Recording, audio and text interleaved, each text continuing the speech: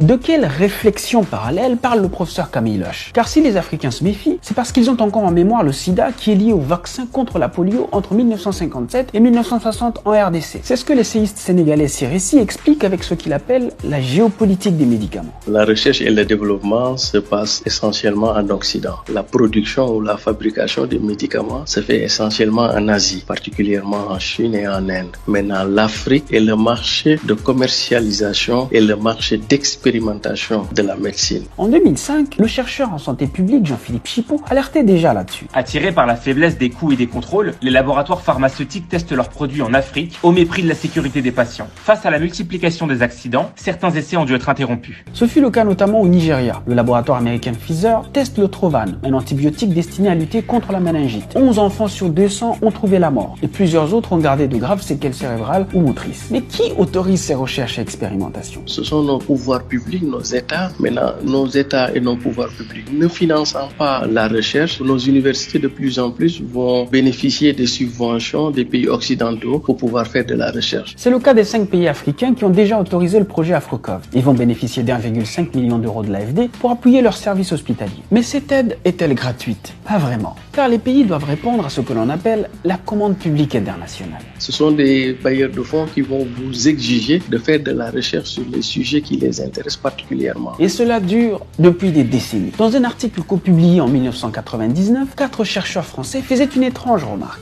Sur les 1450 nouveaux médicaments commercialisés entre 1972 et 1997, 13 étaient spécialement pour les maladies tropicales et considérés comme des médicaments essentiels. Pourtant, ce sont elles qui tuent le plus en Afrique. Et je vais vous donner juste un exemple. Ici, en Afrique, la maladie qui tue le plus, c'est le paludisme. Mais pendant longtemps, la communauté internationale, ce qui l'intéressait, c'était la recherche sur le VIH-Sida, même si le Sida aussi fait des ravages. Puisqu'on parle du Sida, revenons donc au cas des prostituées dont parle le professeur Jean-Paul Mira. De juillet 2004 à janvier 2005, le laboratoire américain Gilead Sciences, financé par les États-Unis et par la fondation Bill et Melinda Gates, fait tester l'antiviral tenofovir sur 400 prostituées camerounaises. Les volontaires, souvent francophones et illettrés, ont reçu une information écrite en anglais. Certaines femmes pensaient même qu'on leur administrait un vaccin. Ces manquements éthiques graves seront dénoncés et les essais cliniques interrompus. D'après Jean-Philippe Chipeau, ces dérives révèlent comment les industriels du médicament utilisent les populations du Sud pour résoudre les problèmes sanitaires du Nord. Mais comment se fait-il que depuis plus de 60 ans, des pays dits indépendants n'aient pas mis en place des mécanismes solides pour contrôler l'activité des laboratoires? Pratiquement, nos pouvoirs publics, nos États ont plus ou moins abandonné le secteur de la santé. Pour comprendre, il suffit de s'intéresser au budget des ministères de la Santé de certains pays subsahariens. Presque 40 à 50% de ces budgets-là proviennent des ressources extérieures. Donc en Afrique, pendant longtemps, on a une logique ou une tendance de considérer le secteur de la santé comme un secteur de rentrée de fonds, davantage qu'un secteur de santé publique. Avant même de parler de vaccins, limitons-nous simplement au dépistage. Qui s'occupe des tests du Covid-19 au Sénégal?